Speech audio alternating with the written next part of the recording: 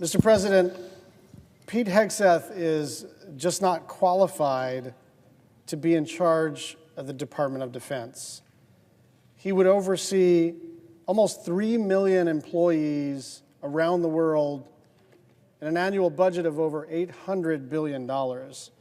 But his only management experience to date is running two very small veterans organizations with, let's just say, mixed results.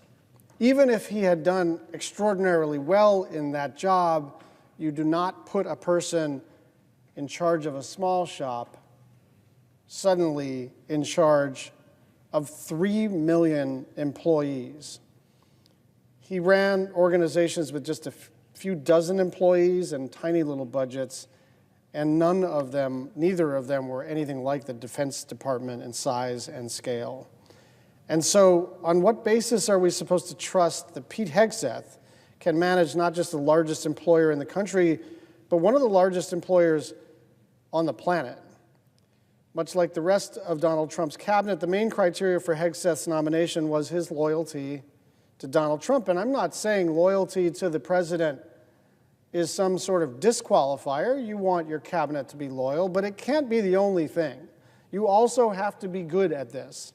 And it's not like you couldn't have found a MAGA world person that was a 3-star or a 4-star, or someone who had run a big enterprise, or someone who had been a governor, or someone who had done big things and demonstrated that they can run big, complex organizations. That's what this is. This isn't about woke or not woke or foreign policy. This is about, gosh, this is a big job. And to the extent that the United States Senate is in the personnel business, right, to provide our advice and then our consent to a president providing us with a nominee, it's very hard to get to yes on someone who's just never run anything particularly large or complicated. In 2017, and this is his main qualification, he says, I think Donald Trump is the final defensive line for America. And as Trump ran for re-election, he said that there would be a national divorce if Democrats won, and that the military and the police will be forced to make a choice, and yes, there will be some form of civil war. This is the guy we want to run the Defense Department, who a couple of years ago suggested that if Democrats win, there might be a civil war. It's not just that Hegseth is a Trump acolyte getting a plum job in the administration. There's plenty of that happening. It's also that he has no real understanding substantively of the job that he would be doing.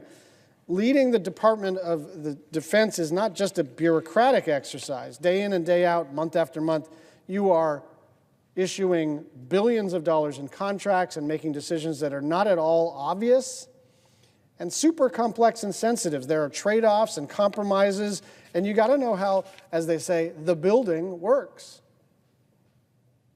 And so your knowledge and your experience really matter here, which is why it was so alarming that he wasn't able to name a single member of ASEAN when asked by my colleague, Senator Tammy Duckworth, at his confirmation hearing. It wasn't a gotcha question. That is pretty basic stuff. ASEAN, which stands for the Association of Southeast Asian Nations, is an essential part of the United States strategy in the Indo-Pacific. These are key partners the Defense Secretary directly engages with. But Hegseth didn't even know the first thing about them and named a bunch of countries that don't even belong to the organization. Later, when he was asked by Senator Slotkin whether he would carry out an illegal order from Donald Trump, like using the military against civilians, he refused to give a straight answer. There are a lot of close calls when you're defense secretary, but whether or not to turn the military on the public, even if they are Democrats, is not a close call. That's a simple, no, I wouldn't do that. I will not carry out an illegal order. No, the United States military is not in existence for the purpose of carrying out orders against United States citizens exercising their constitutional rights.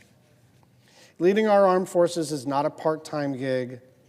The Pentagon is not a cable news set where you can roll up on a Saturday and say clever things. You can't improv your way out of global conflicts. The people who lace up and go into battle deserve better than that. They deserve someone who understands the world in all of its complexities and recognizes the weight of their decisions, especially when the chips are down. And Pete Hegseth is not that person. I urge my colleagues to do the right thing and vote no on his confirmation. I yield the floor and suggest the absence of a quorum.